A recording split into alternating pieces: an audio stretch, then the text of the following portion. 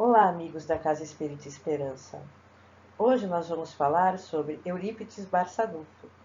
Meu nome é Cláudia, sou trabalhadora da Casa Espírita Esperança e nós vamos dar continuidade para o mês de comemoração de nascimento da nossa mentora Maria Modesto, esta que esteve também em contato com o seu Eurípides. Eurípides Barçanufo, ele nasceu em dia 1º de maio de 1880, em Sacramento, Minas Gerais.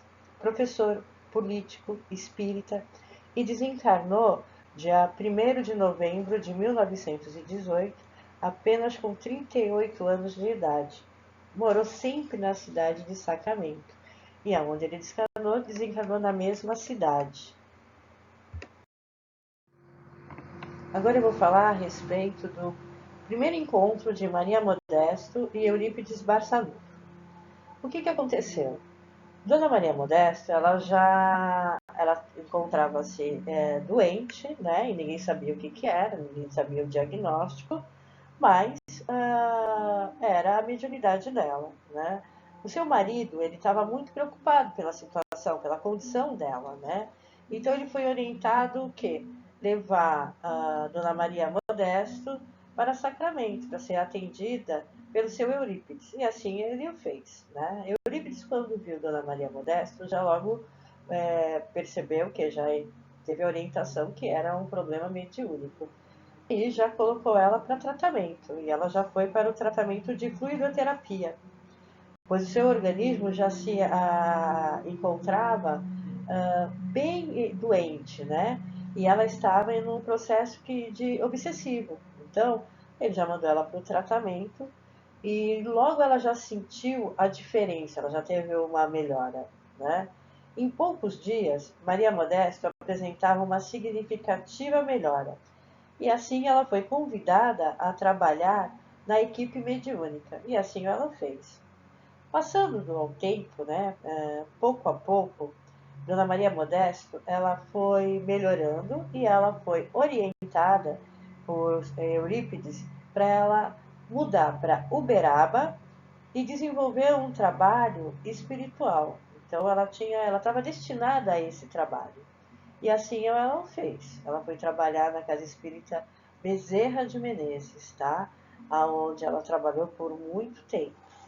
E começou assim o trabalho mediúnico de Dona Maria Modesto, através da orientação de Eurípides Barçanufo. Então a gente tem que ver a importância que foi esse encontro para Dona Maria Modesto, essa orientação que Eurípides deu a ela. Agora vamos falar de Eurípides Barçanufo.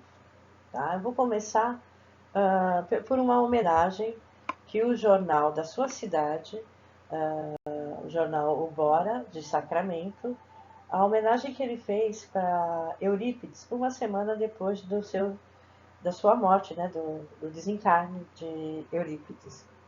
O jornal O Bora, semanário independente de Sacramento, em 17 de novembro de 1918, edita uma nota sobre a personalidade, sobre Eurípides, e diz assim: a vida de Eurípides Barçanufo é um fato um tanto raro na história da humanidade.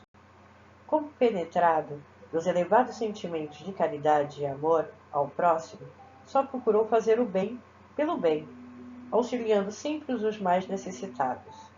Esse vulto eminente, essa alma toda cheia de bondade, não teve ódio nem rancor de ninguém. A humildade foi um dos traços predominantes do seu caráter. Então aqui mostra o quê? Independente da espiritualidade, né, de Eurípides, a gente vê o quanto a parte moral dele era boa, né? Então Eurípides, ele era um homem bom, ele tratava as pessoas bem e ele era lembrado dessa forma na cidade de Sacramento. Então as pessoas tinham essa grande admiração por Eurípides. Eu vou falar um pouco da história da cidade de Sacramento, sua fundação, a sua importância, como ela foi a fundação da cidade, tá? Então, a cidade de Sacramento, ela foi fundada no dia 24 de agosto de 1820, pelo vigário do desemboque, Cônego Hermógenes. Ele recebeu as terras dos seus pais.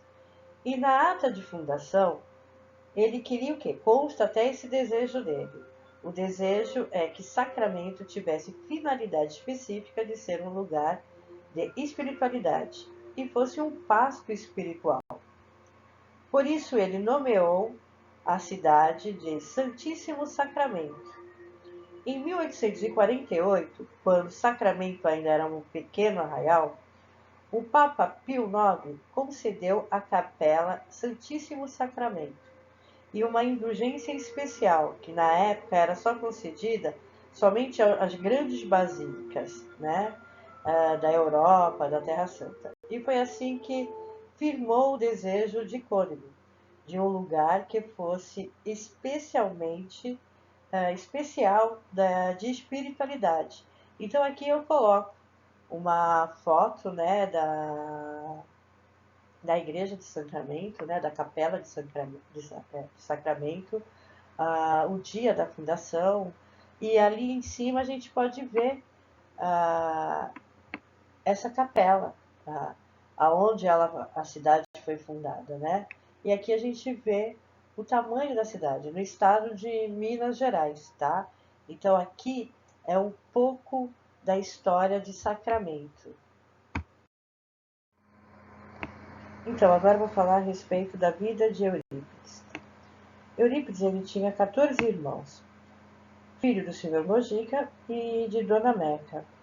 Um dos motivos iniciais pelo interesse de Eurípides com a medicina foi através da doença da mãe dele, né? A mãe dele era muito doente e ele começou a procurar tratamentos para a mãe dele. A casa deles ficava a 14 quilômetros de distância do centro, né, da cidade. E próximo a um rio, Eurípides pescava e vendia peixes para comprar livros. Seu pai tinha um armazém, onde Eurípides trabalhava durante anos. O senhor Mojica hospedou em sua casa um médico que iria atender por um tempo na região. E Eurípides pegava os livros de estudo de medicina do médico e lia apaixonadamente por esses livros, né? E aí brotava o encanto dele pela medicina. Eurípides participou da criação de um grupo de arte dramática. Ele escreveu as suas próprias artes, obras onde monta peças clássicas de alcance e de fama na cidade e na região. Então o grupo discutia literatura, filosofia, arte, e ele trouxe o teatro para a cidade. Ele realizou também saraus com a família do compositor Carlos Gomes, onde predominava peças musicais do período romântico, período clássico e barroco. Quando chegou a frequentar o primeiro colégio, o Colégio Miranda, que era as primeiras letras, né, do curso intensivo realizado na escola primária do senhor Joaquim Vaz de Mello. Por isso, no Colégio de Miranda, foram encaminhados a classes mais adiantadas. Então, Eurípides ele foi colocado numa turma mais adiantada. E em pouco tempo se dedicava às funções de assistente dos professores. E na sua fase de adolescência, por volta de 1892, Eurípides cria o Grêmio Dramático de Sacramento, junto com outros amigos, onde dali um novo veículo sociocultural da sua cidade. Ele era uma pessoa respeitável, né? Representante político da sua comunidade. Se tornou secretário da Irmandade de São Vicente de Paula, tendo participado ativamente da fundação do jornal Gazeta de Sacramento e do Liceu de Sacramento, que logo viu-se na posição natural de um líder, por sua segurança e orientação dos valores da vida, né? Então ele era uma pessoa que atuante na sua cidade. Então ele participou do jornal, da literatura, teatro, do sarau. Então ele era atuante na vida cultural da cidade. Mas a base da sua vida era o quê? Era da religião católica. Um dos fatores que afligia muito Eurípides era a doença da sua mãe. Ela tinha, com frequência,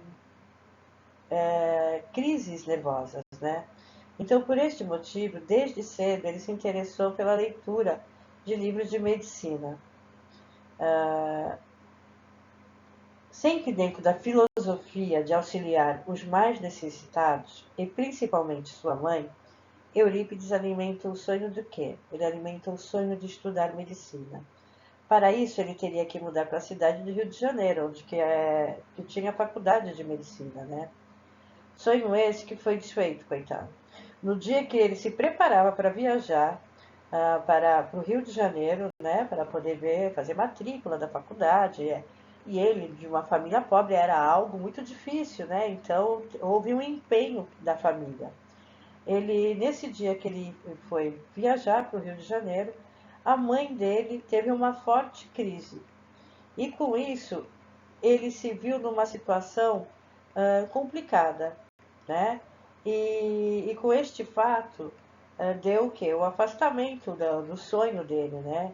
Então, ele sabia que se ele se afastasse da mãe, ia prejudicar mais ainda a saúde dela, né? Então, definitivamente, o que que acontece? Ele desiste do sonho de se tornar médico. Eurípides ele funda então na cidade de Sacramento aos 28 anos, aos 22 anos, desculpa, de idade, junto com seus antigos professores, o Liceu Sacramento, tá? Uma instituição de ensino primário para as crianças de orientação católica. Então ele já começou ali a atuar como diretor, né? E a proposta da educação era uma educação direcionada, né, para as crianças. E ele já substituía, né? Eurípides, ele já dava várias disciplinas, né? Então ele dava disciplina de filosofia, de letras, ele dava aula para as crianças, né, de alfabetização. Então, ele, a partir daí, né, ele ainda fez, no mesmo ano da fundação do Liceu de Sacramento, ele fundou o jornal Gazeta de Sacramento. Em 1907 a 1912, ele exerceu o cargo de vereador e trouxe para Sacramento vários benefícios sociais. Ele trouxe como a água encanada, o bonde, a luz, um cemitério público e maiores recursos para a educação. E pediu dispensa. Vamos dar uma olhada agora a parte moral de Eurípides, tá? O período do mandato dele era de 3 anos e foi votado para os vereadores ele ter um mandato superior, né? A gente conhece muito bem a política, a gente sabe como é que é. E Eurípides ele achou isso que ia ser algo desonesto, porque se ele foi eleito num mandato que ele tinha que ficar 3 anos, o porquê aumentar? Então ele saiu da vida pública como vereador, né? E só ficou trabalhando nesses 3 anos que ele foi eleito.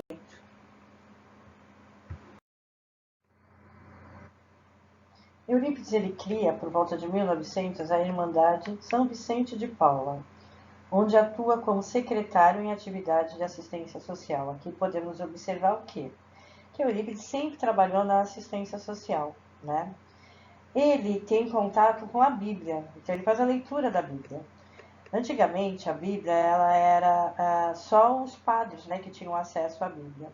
Mas ele foi presenteado pelo padre Augusto Teodoro de Maia. E ele começou a ler a Bíblia, tá? E ali ele levanta suas primeiras dúvidas com a leitura do Sermão da Montanha e procura compreender as consolações prometidas pelo Cristo. O que está acontecendo na cidade de Sacramento? Na cidade de Sacramento está acontecendo alguns fenômenos espirituais, né? Então, o tio dele é espírita, né, o senhor Mariano. E ele começa a trabalhar em reuniões mediúnicas. E Eurípides, ele conversa muito com o tio dele. E frequentemente eles discutiam a respeito dos pontos diferentes de vista religiosos, né? Eurípides defendendo o catolicismo e o tio de Eurípides, tio Mariano, defendendo o espiritismo.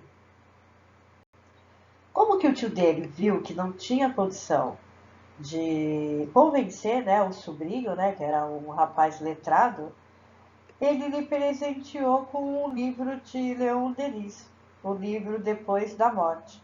Tá? Eurípides leu o livro, devorou em uma noite e começou a ficar empolgado com o livro. Né? Mas mesmo assim, como era um homem inteligente, ele começou a pesquisar, queria saber mais sobre o espiritismo. Eurípides pegou o livro, né, leu e ficou encantado com o espiritismo. E como era uma pessoa de letras, uma pessoa letrada, começou a pesquisar. Então começou a ler a doutrina de Allan Kardec. Mas isso daí para ele não era muito, ele queria mais, né? Ele queria mais provas. Então na sexta-feira de paixão, ele se dirige à fazenda de Santa Maria com um amigo, tá?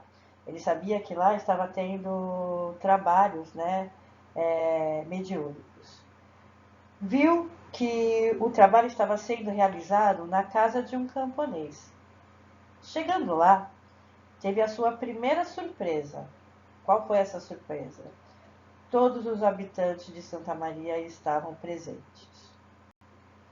Depois estranhou o fato do quê? Que parecia que ele estava sendo esperado, né? Porque havia 2 lugares vagos, um para ele e o outro para o amigo, né? E aí parecia aquela situação que todos estavam aguardando. Depois da prece feita pelo senhor Mariano, é aberto os trabalhos mediúnicos. E Eurípides, além de todo esse cenário, o que ele pede? Ele pede mentalmente uma comprovação. Ele pede que João Evangelista se manifeste através de um camponês que ali estava e que ele conhecia, seu Aristides, tá? Que era uma pessoa humilde, que não era letrado, era analfabeto, então não tinha conhecimento nenhum, e que ele explicasse, que ele viesse a explicar os bem-aventuranças através das 3 leis da doutrina espírita: a lei do amor, a lei da reencarnação e a lei da justiça. Aristides se levanta, né, e dá a mensagem. Dá a mensagem como uma pessoa muito culta. E aí Eurípides ficou espantado. Percebeu a existência, né, do espiritismo. E ali, né, ele começa a participar, né, e o senhor Mariano, né, por meio da mediunidade mesmo dele, ele recebe a orientação de Dr. Bezerra de Menezes, colocando que Eurípides tinha que começar a fazer seu trabalho, né, para o que ele veio, né, para que ele veio. E aí se inicia o espiritismo na vida de Eurípides. A partir de então, o que acontece com Eurípides? Eurípides, ele se desliga definitivamente do catolicismo, né? Não tem mais como, né? E torna-se um espírita. Sem dúvida alguma, no meio de uma cidade católica, uma cidade pequena, uma cidade mineira, cheia de tradições, ele sofre todas as consequências da sua escolha. Ele é criticado, ele é abandonado pelos amigos, ele é obrigado a passar por várias situações, né? Mas o próprio Vicente de Paula, seu mentor, né, ele vem em comunicação mediúnica e lhe orienta que ele se desligue definitivamente da Irmandade de São Vicente de Paula e convida a criar outra instituição, cuja base seria o Cristo, o diretor espiritual. E seria ele próprio, Vicente de Paula, o mentor, né? E Eurípides, o dirigente material. Sentindo a necessidade de divulgar o espiritismo, Eurípides fundou o Grupo Espírita e Caridade, no ano de 1905, tarefa no qual foi apoiado pelos seus irmãos e alguns amigos, passando a desenvolver trabalhos interessantes tanto no campo doutrinário, né, como nas atividades assistenciais. Algum tempo depois, sob a orientação de Bezerra de Menezes, fundou a farmácia espírita Esperança e Caridade, que era totalmente gratuita, cuja manutenção fazia-se com o salário do Eurípides, né? E com ajuda espontânea de pessoas, né? Que ajudavam com doação. A farmácia também contava com um laboratório próprio de Eurípides, que ele adquiria os medicamentos homeopáticos e os instrumentos necessários para poder fazer, né, a medicação, né? Uh, nenhuma atividade que ele fazia, ele tinha lucro, era tudo para doação, tá? Então o Eurípides sempre teve essa preocupação de ajudar o próximo, ajudar o outro. Então sempre teve esse espírito caridoso. Então, agora nós vamos falar numa parte que é muito legal, que é a parte da mediunidade de Eurípides, né? Então, quando a gente fala de Eurípides, a gente tem que citar todas as mediunidades dele. E Eurípides, ele fazia o Evangelho. E quando ele fazia o Evangelho, era como se ele tivesse com um alto-falante, tá? Como houvesse vários altos-falantes pela cidade. Isso daí a gente fala que é a mediunidade da voz direta, tá? O que seria isso daí da voz direta? A voz direta é quando o espírito fala através de uma garganta ectoplasmática. Isso daí já é citado no livro dos médios. Allan Kardec, ele cita isso, tá? Dessa mediunidade direta, nos itens 150 e 151. Então, Eurípides, ele falava o evangelho, né? Foi colocado para ele fazer o evangelho às 9 horas, e quando ele falava o evangelho, a cidade escutava. Essa mediunidade também ela é citada na Bíblia, tá? Ela é citada na Bíblia. Quando se fala na Bíblia, quando vem uma voz das nuvens, então isso daí é um exemplo, tá? Eurípides, ele também tinha mediunidade do receituário. Ele prescrevia diariamente mais ou menos 1000 receitas, tá? 1000 receituários, receituários de cura. E além dele fazer a parte da medicação, tá? Então os doentes esperavam por esse receituário. Que mais o que ele fazia? Bezerra de Menezes, quando Eurípides ele não estava bem, atuava de que forma? Atuava pela mediunidade mecânica. Além dele ter a mediunidade auditiva, que é onde ele também poderia escrever os receituários, ele também fazia o receituário na mediunidade mecânica. Um dos casos que eu mais gosto a respeito da mediunidade de Eurípides é quando ele estava dando aula, né? E é a mediunidade do desdobramento. E que ele está dando aula e ele pega, se desdobra. Ele fazia parto também, né? E ele escuta o pedido, né? Para fazer o parto. Era um parto complicado, então ele desdobra-se, né? O espírito dele vai até uma fazenda e ele faz um parto super complicado. E na volta ele passa pelo pai, né? Mas ele chega na escola, é desdobramento, né?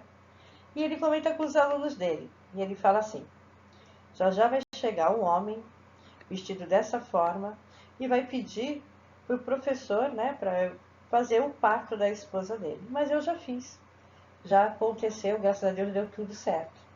Mas ele vai pedir que eu vá com ele, tá? E vocês, né, quando ele entrar, cumprimente, escute o que ele vai falar e eu vou até a casa dele para mostrar para ele como que tudo aconteceu e que está tudo normal. E aconteceu isso de fato. O homem entrou pela sala, os alunos naquela época, né, como era de praxe, levantaram, cumprimentaram, e ele pediu para o Eurípides, pelo amor de Deus, a minha esposa vai morrer, ela está num parto muito complicado, a criança não quer nascer e eu preciso do senhor lá. E ele tenta falar, ele chega e fala, não, a sua filha já nasceu. Ele, não, não, não, o senhor tem que ir lá, o senhor tem que ir lá. E ele vai, né? Ele vai até a casa, vai até a fazenda. E quando ele entra com o pai, né? Eurípides entra na sala e vê a esposa, e a esposa pega e olha ali assustado e fala, o que o senhor está fazendo aqui, seu Eurípides? Tá tudo bem comigo e com a criança, o senhor já fez o parto. Então aí é algo que se conta na cidade, né? Sobre esse desdobramento, sobre essa mediunidade de Eurípides, né? Então que ele conseguia fazer esse desdobramento e fazer a cura, tá? Isso daí era a mediunidade dele. Não posso esquecer do tratamento que ele fez na mãe. Então ali a sua mediunidade de cura, né, ele observando a enfermidade da mãe, vendo que ela tinha problema com obsessores, né, e que isso daí que era o agravante da sua saúde, ele fez o tratamento que trouxe a cura da mãe. Então, que foi tudo que levou, né, ele queria tanto essa cura e que trouxe, né, através da sua mediunidade. Chegamos agora na história da fundação da escola Allan Kardec.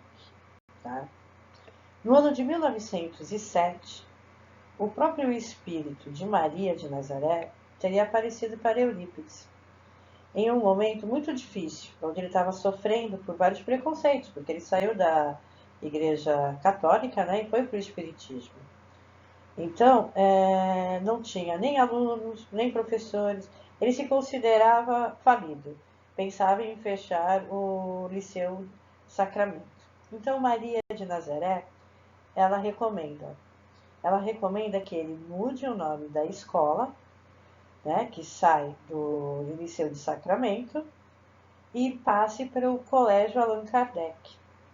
E que ele, nesse colégio, que ele ensina o evangelho kardecista para os alunos e que dê aula de astronomia. E que ela ia proteger o trabalho com o seu manto e não faltaria para ele nem alunos e nem professores. E assim foi feito. Eurípides mudou o nome da escola, colocou Colégio Allan Kardec e os alunos e os professores voltaram.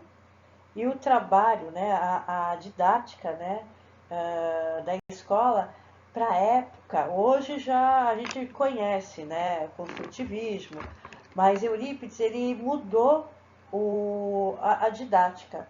Então era uma escola de campo, né? Ele como era um estudioso, ele admirava muito a filosofia. Então os alunos estudavam de acordo com a natureza, com o amor. Então era diferenciado, né? Então as escolas antigamente, a base das escolas eram de origem católica. Então era aquela escola repressora. E a forma de aprender qual que era? Através do castigo. E Eurípides muda isso no colégio Allan Kardec. Ele traz o amor, ele traz a aula de campo. Quando eu falo aula de campo, é aquela aula de, tipo assim, aula de geografia. Você vai para um rio para aprender como é um rio, a vegetação. Então você vai aprender olhando, né? Vendo, presenciando. Então ele tem sucesso com a escola Allan Kardec, né? E no próximo slide eu vou mostrar para vocês o colégio Allan Kardec, a construção, né, da escola. Aqui é o colégio Allan Kardec. Essa escola ela se tornou referência no Triângulo Mineiro. Então, diversos intelectuais, educadores, né, eles começaram a assistir a proposta didática. Então, lá, né, nessa escola havia filas para poder fazer matrícula da escola, né? Fala que Eurípides ele tinha sido em outra encarnação educador, tá? Então ele já era uma evolução do espírito dele, essa proposta de mudança de didática, e a gente pode ver com a evolução até da educação hoje, né? A gente vê que ele estava no caminho certo, tá? Então aqui a foto mostra o prédio do colégio Allan Kardec. Aqui eu estou mostrando para vocês algumas imagens, né, do Museu de Eurípides em Sacramento, e aqui tem a lousa, o quadro negro, a mesa dele, tá, alguns móveis do colégio de Eurípides, que eu acho legal para ilustrar a palestra, né? Então aqui eu trouxe algumas imagens.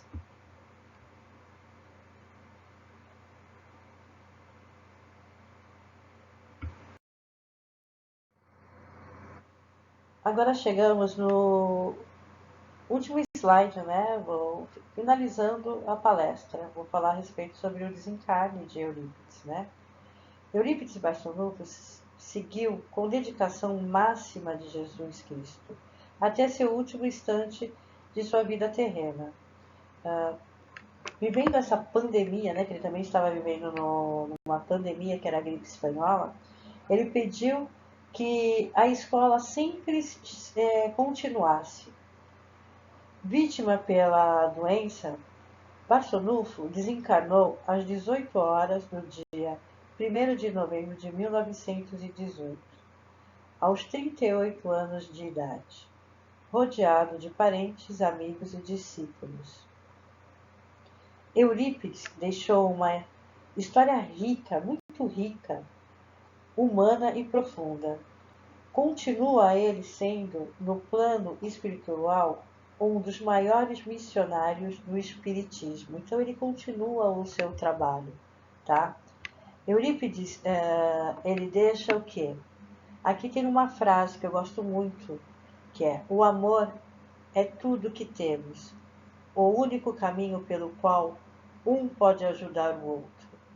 Isso eu acho que é maravilhoso para fechar a palestra sobre a biografia de Eurípides e para fortalecer o momento que nós estamos vivendo hoje, né?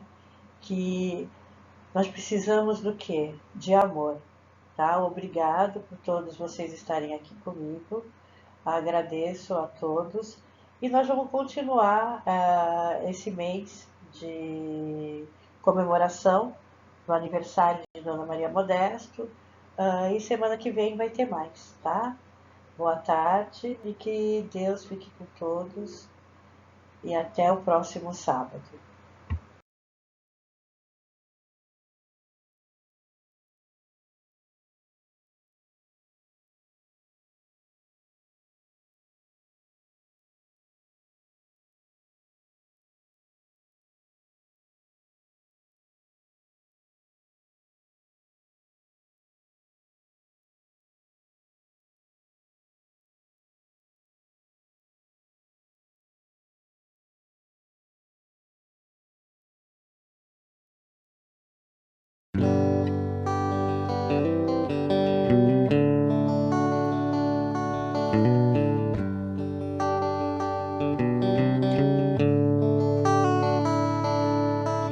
És tão sublime figura, de suas mãos brotam raios de luz.